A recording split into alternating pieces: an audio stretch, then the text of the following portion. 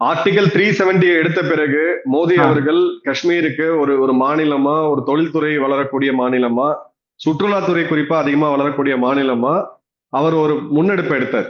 பிரதமர் அலுவலகமே நேரடியா ஒரு முன்னெடுப்பு எடுத்துச்சு. இப்ப சென்னையில நடந்த கார் பயணம் பந்தயமும் நீங்க பார்த்திருப்பீங்க.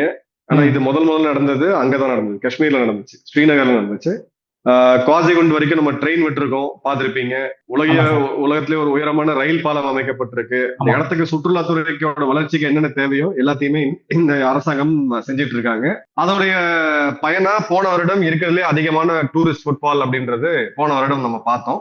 ம். இதோட உச்சகட்டமா G20யோட ஒரு உச்சி மாநாட்டை ஸ்ரீநகர்ல ஆமா நடத்தி சார். முடிச்சோம். சோ இயல்பு நிலை அப்படின்றது திரும்பிருச்சு. காஷ்மீர் அப்படின்றது அந்த பழைய வரலாறு, அந்த பழைய வடு, அது ஒரு இருண்ட ஒரு மாநிலம் அப்படின்ற நிலைமை மாறிடுச்சு அப்படின்றத பிரதமர் அந்த பல திட்டங்களை முன்னெடுத்து உலகுக்கு உயர்த்தினாரு.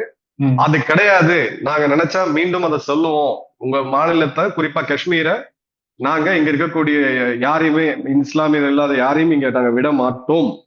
எங்களுடைய பவர் இன்னும் இருக்கு அப்படின்றத சொல்றதுதான் இந்த மெசேஜ்.